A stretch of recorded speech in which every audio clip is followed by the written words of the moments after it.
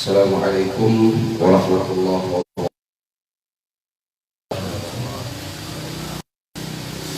Alhamdulillah rabbil alamin.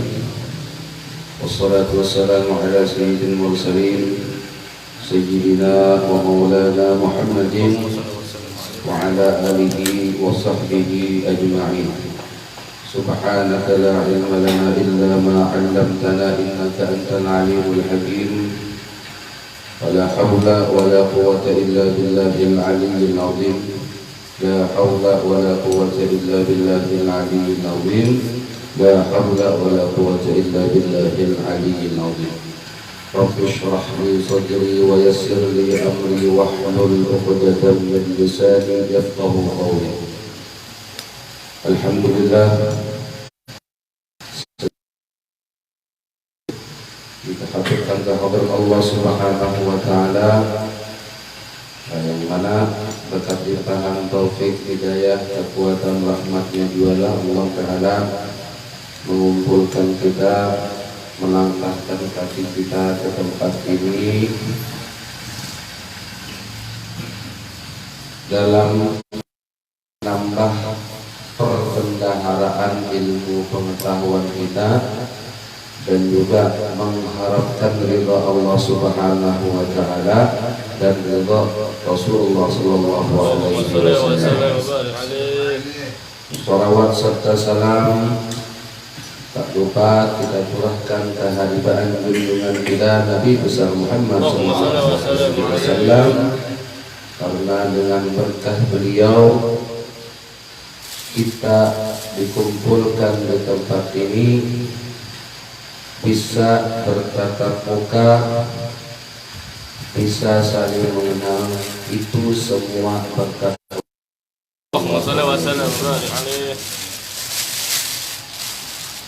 yang belum para habaib yang hadir pada malam ini.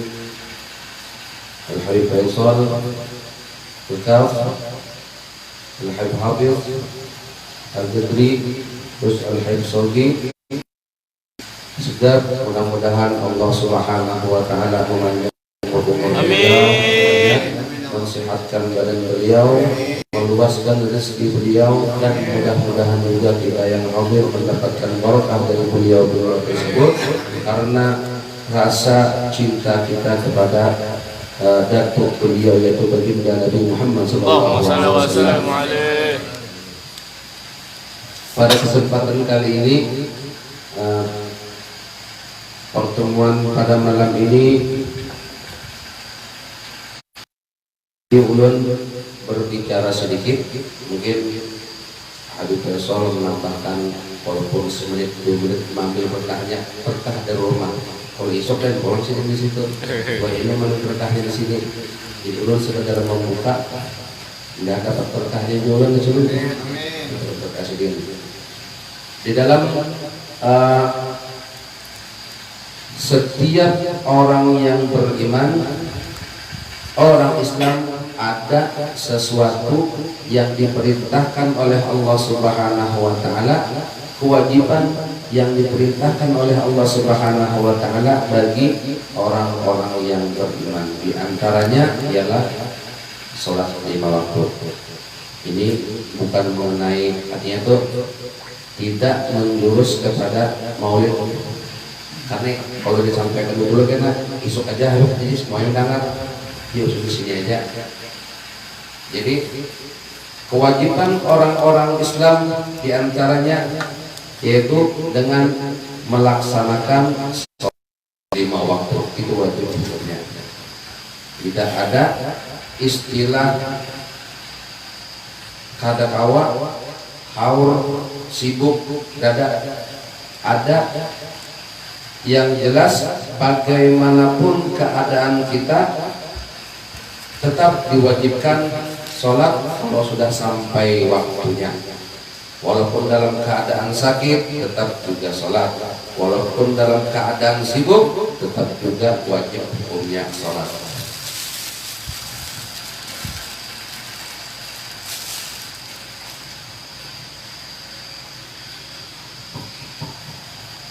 Kemudian Lamma ra'aitu min al-adillati anna as-salata imaduddin wa afdalut ta'ati ahbabtu an azkura kayfiyataha adh-dhahirah wa fi hadhihi tarjumah yakuna tadhkiratan li wa li lahum daril aman. Di sini Syekh Muhammad Afif menceritakan atau menjabarkan tentang sholat-sholat tersebut. Karena apa? Banyak orang beralasan macam-macam supaya tidak mengerjakan sholat. Sedangkan kita sebagai orang Islam, orang Muslim wajib hukumnya melaksanakan ibadah sholat kepada Allah. Karena salah satu ibadah yang utama bagi orang-orang yang beriman adalah ibadah sholat.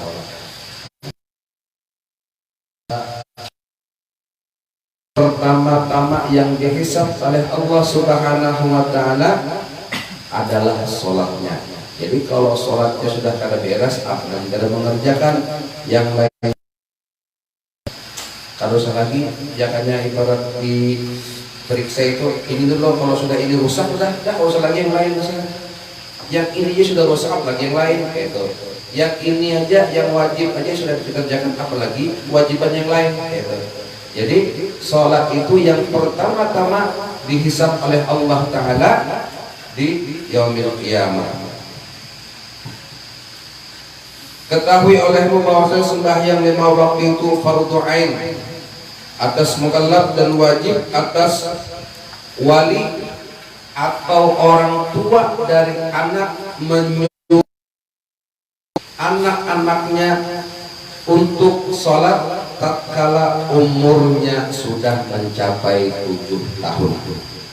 Abah anaknya, si anak umurnya sudah mencapai 7 tahun, maka orang tuanya wajib menyuruh anaknya untuk sholat. Dengan catatan, kalaunya menyuruh anaknya untuk sholat, abahnya juga sholat juga. Jangan bisa menyuruh anak ke sembahyang, tapi abahnya ke sembahyang. Itu namanya kada kena atau luput. Jadi sebelum kita menyuruh anak kita sholat, kita contohkan dulu sholat tersebut. Seandainya si anak ini melihat dari kecil, dari sebelum umur 5 tahun tiap hari melihat abahnya sembahyang, abahnya sholat, akhirnya apa? Dia pun tanpa disuruh akan mengikuti sendiri. Karena apa? Karena sering melihat ayahnya atau ibunya sholat di depan matanya, lambat laun akan diikuti juga. Jangan sampai ketika kita menyuruh anak kita sholat, tetapi kita sendiri tidak melakukan sholat tersebut. Nah itu yang luputnya.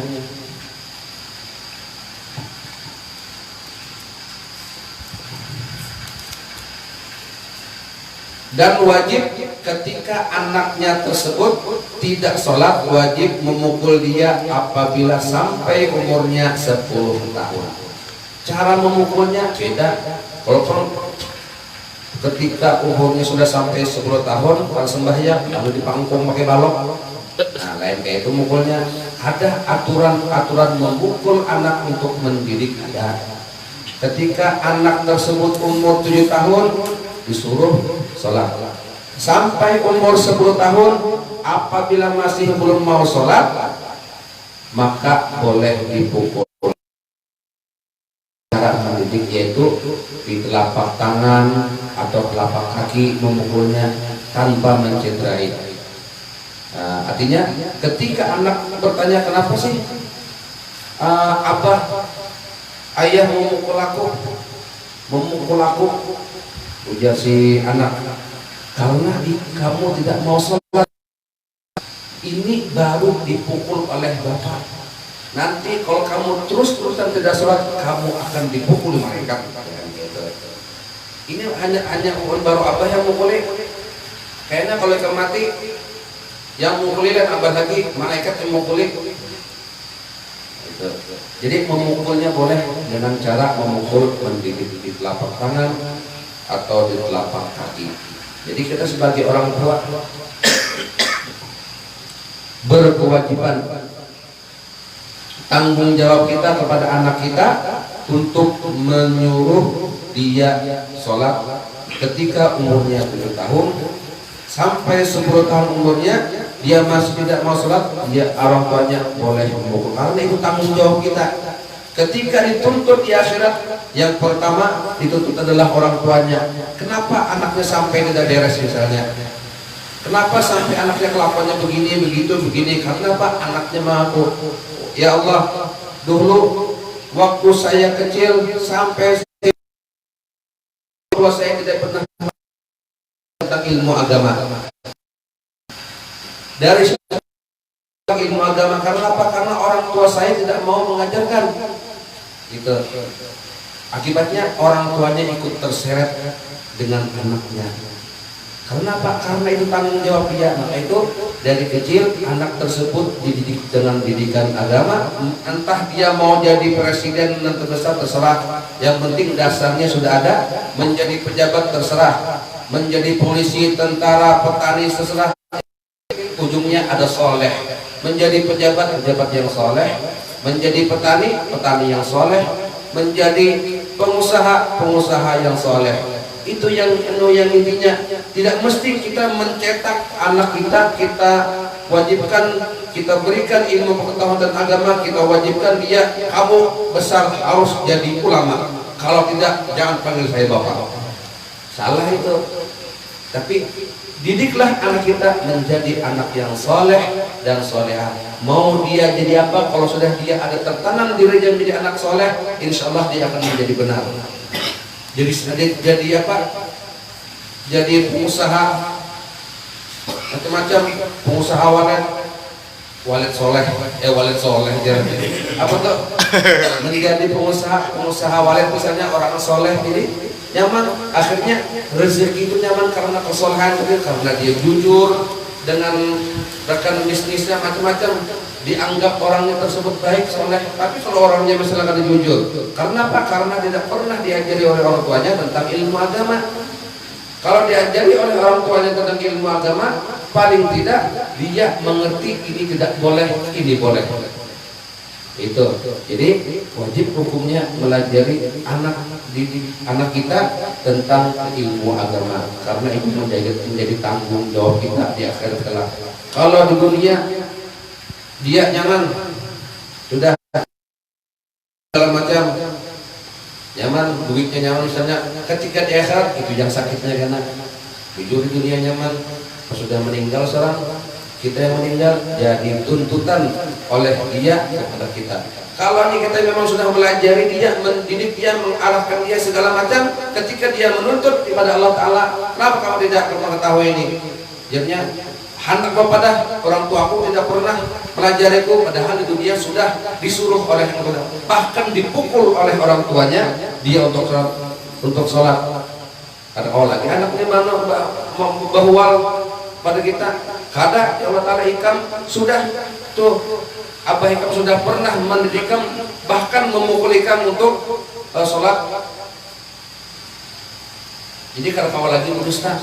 Tapi kalau memang kita betul tidak pernah mendidik dia tentang agama, tidak pernah mengarahkan dia tentang agama, tidak pernah menyuruh dia dengan sholat, maka itu akan menjadi tanggung jawab kita. Maka sholat itu hukumnya wajib bagi orang-orang yang beriman. Kalau nyikinya sudah terbiasa dengan sholatnya tanpa disuruh, ketika waktunya langsung ada sembahyangnya, ada disuruh lagi karena terbiasa sudah. Pertama melihat orang tuanya sembahyang terus, terbiasa, akhirnya pengen tahu waktu halus umur 1 tahun 2 tahun, melihat abahnya subuh-subuh dibanguni, sudah anaknya umur 1 tahun subuh dibanguni, supaya mau bangun aja tenang, supaya bangun aja dibiasakan aja, dibanguni kalau bangun udah perlu andak di higanya kita sembahyang. Ini kan paham jauh, nggak paham, cuman karena rancak sampai umur 1 tahun 2 tahun itu udah akhirnya rancak melihat abahnya sembahyang, rasa pengen tahu ada di hatinya. Ya hanya bahasa itu abahku tuh apa? Bapak kan abah setiap hari sembahyang gerakannya tuh. Rasa ingin tahu. Kalau orang barat itu mulai halus dibangunnya, sudah anaknya jam 5 dibangunnya sudah. Karena bapak-bapak asap penting bangun aja. Jam tiap hari jam 5 subuh bangun terus. Akhirnya terbiasa bangun subuhnya. Akhirnya terbiasa karena rancak dibangun dari itu. Karena wajib kekanakan lagi umur setahun 2 tahun kan sudah anu lagi dibangun gitu aja sudah, sebangunnya sudah tiap hari, tapi syaratnya abahnya bangun dulu. Kalau punya abahnya kan bangun, siapa yang bangun anaknya? Ya abahnya bangun dulu. Jangan habis bangun abahnya, yang dibangun mamanya katanya.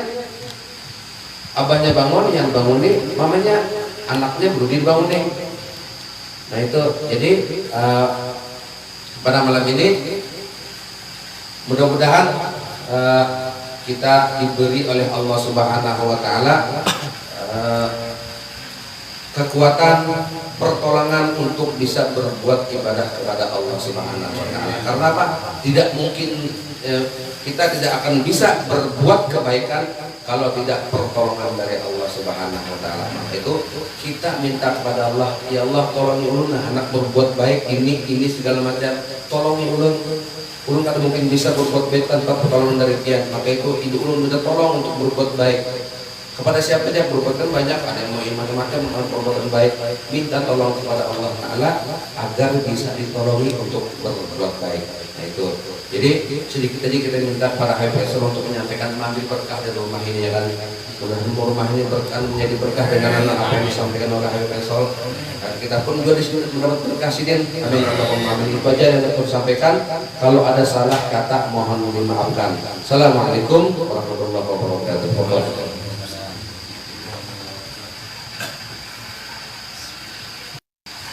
Assalamualaikum warahmatullahi wabarakatuh. Waalaikumsalam warahmatullahi wabarakatuh. Bismillahirrahmanirrahim. Wassalatu wassalamu ala Rasulillah Sayyidina Muhammad ibn Abdullah wa ala alihi wa sahbihi wa man walah. Wala hawla wala quwwata illa billah. Qala rabbi shrah li sadri wa yassir li amri wahlul 'uqdatam min lisani yafqahu qawli. Amma ba'du. Ma'asyiral hadirin yang dirahmati oleh Allah Subhanahu wa taala. Alhamdulillah. Puja-puji syukur kita haturkan kehadirat Allah Subhanahu wa taala yang masih mempertemukan kita, mengumpulkan kita, jadikan kita bisa bertatap muka di sini. Mudah-mudahan tidak keluar kita daripada majelis ini, daripada rumah ini, kecuali insyaallah dosa-dosa kita sudah diampunkan oleh Allah. Urusan kita akan dimudahkan oleh Allah, rezeki kita akan diluaskan oleh Allah. Dan mudah-mudahan segala hajat kita disampaikan dan diberikan oleh Allah Subhanahu wa taala, dan mudah-mudahan tidaklah kita menutup usia kecuali dalam keadaan husnul khatimah. Amin amin ya rabbal alamin. Bapak-bapak yang dirahmati oleh Allah Subhanahu wa taala, Al-Imam Ibnu Ruslan mengatakan di dalam kitab Subatnya, beliau mengatakan waktu minal imani fi mazidi wa fi sabari qalbi tastadidi bi kasratis salati wasyami wa tarki ma li syahwatnya wa tarki ma li nafsi min syahwati. Kata Imam Ibnu Ruslan mengatakan waktu minal imani fi mazidi, jadikan iman kita itu setiap hari bertambah. Dengan cara apa kata beliau? Ofis sofa igalbi tadi. Pertama, bersihkan hati. Sifat iri, dengki, ujub, sum'ah, ibir, sombong, iri hati, hasud, adu domba, dan sebagainya daripada penyakit-penyakit yang tidak baik tersebut. Bersihkan. Lalu apa kata beliau? Setelah kita bisa membersihkan, artinya bukan syarat mutlak. Kalau bisa dibersihkan dulu, bersihkan hati kita. Kalau tidak, sambil melaksanakan apa? Bikasratis sholati wasyami, banyak-banyak melaksanakan sholat, wasyami, dan melaksanakan puasa, watarki ma li nafsi min syahwati, dan meninggalkan segala sesuatu yang sifatnya membawa hawa nafsu yang akan menjerumuskan kita kepada jurang penistaan dan jurang kemaksiatan, sehingga turun murka daripada Allah Subhanahu wa taala kepada kita. Nah, ini yang berkaitan dengan iman, diantaranya hati, sholat, dan puasa. Ini merupakan 3 hal yang sangat amat penting yang dimiliki oleh manusia. Sehingga apa?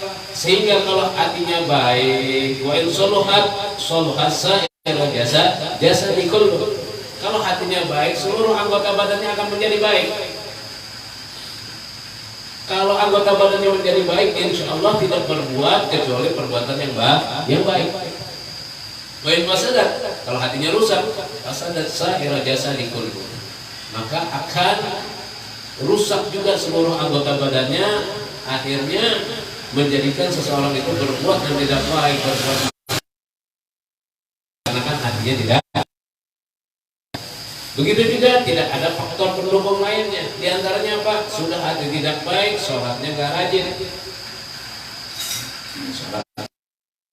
sholatnya ini itu dan lain sebagainya. Padahal apa kata guru tadi menyampaikan, awaluma yuhasabu min amali abdi yaumil qiyamah as-shalah.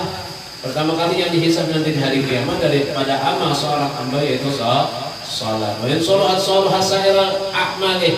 Kalau baik sholatnya, pasti seluruh amalnya akan menjadi baik. Ada satu riwayat bahwasanya begitu. Sewaktu itu beliau dijaga oleh sahabatnya. Baginda Rasul dijaga oleh sahabatnya, rumah beliau dijaga. Takut kalau ada serangan daripada orang-orang yang tidak bertanggung jawab daripada bangsa Quraisy. Begitu dijaga oleh sahabat, turun ayat daripada Allah Subhanahu wa taala mengatakan bahwasanya wallahu khairul hafidha wa huwa arhamur rahimin. Bahwasanya baginda Rasul sallallahu alaihi wasallam yang menjaga tidak perlu manusia. Karena perlu manusia yang jaga. Karena apa? Allah sebaik-baiknya yang Maha menjaga. Lalu si sahabat tadi itu begitu turun ayat tersebut diperintahkan kepada baginda Rasul, Allah sudah menjaga dan kalian tidak perlu menjaga lagi. Beberapa sahabat pulang, tinggal satu sahabat. Kata baginda Rasul, sahabat kau tidak pulang? Saya tidak menjaga engkau, tapi saya ingin melayani engkau, wahai baginda Rasul. Di saat dia berbicara seperti itu kepada baginda Rasul mendoakan si sahabat tersebut. Kata baginda Rasul, wahai sahabatku, minta, maka aku akan memintakan kepada Allah Subhanahu wa taala, dan permintaanku, doaku pasti dikabulkan oleh Allah Subhanahu wa taala. Apa kata sahabat tadi itu? Aku minta kepada engkau wahai baginda Rasul, murafaqah bil jannah. Aku ingin bisa menemani engkau nanti di dalam surga. Aku ingin bisa melayani engkau nanti di dalam surga. Apa jawaban daripada baginda Rasul? Beliau mengatakan, fa'inni ala kasratis sholati wa wassiyam. Kalau kau pengen begitu, bantu aku, kata baginda Rasul, dengan banyak melaksanakan sholat dan puasa. Artinya kunci utama amal seorang hamba ialah sholat. Ini kata baginda Rasul, al-farqu bainal muslim wal kafir as-shalah. Perbedaan antara orang muslim dan orang kafir itu adalah salat. Ya, mudah-mudahan malam ini kita berkumpul di sini. Mudah-mudahan kita mendapatkan keberkahan daripada Allah Subhanahu wa taala, sehingga keberkahan tersebut turun dan masuk ke dalam hati kita, menjadikan kita semuanya hamba-hamba Allah yang mau dan taat kepada Allah, dengan mentauladani baginda Nabi besar Muhammad sallallahu alaihi wasallam, mengikuti jejak langkah beliau dengan memperbanyak zikir dan sholawat serta tekun dalam melaksanakan sholatnya. Dan mudah-mudahan juga keluarga kita, anak kita semuanya dijadikan daripada anak-anak dan keluarga-keluarga yang soleh dan solehah, diberikan pintu kemudahan untuk mendapatkan itu semua. Dan mudah-mudahan kita semua insya Allah kelak nanti akan dikumpulkan bersama baginda Nabi besar Muhammad sallallahu alaihi wasallam di padang mahsyar bersama baginda Rasul, dan insya Allah akan melewati siratul mustaqim bersama baginda Rasul sallallahu alaihi wasallam. Dan mudah-mudahan kelak kita akan mendapatkan syafaat daripada beliau dan masuk surga baginda Nabi besar Muhammad sallallahu alaihi wasallam. Amin amin ya rabbal alamin.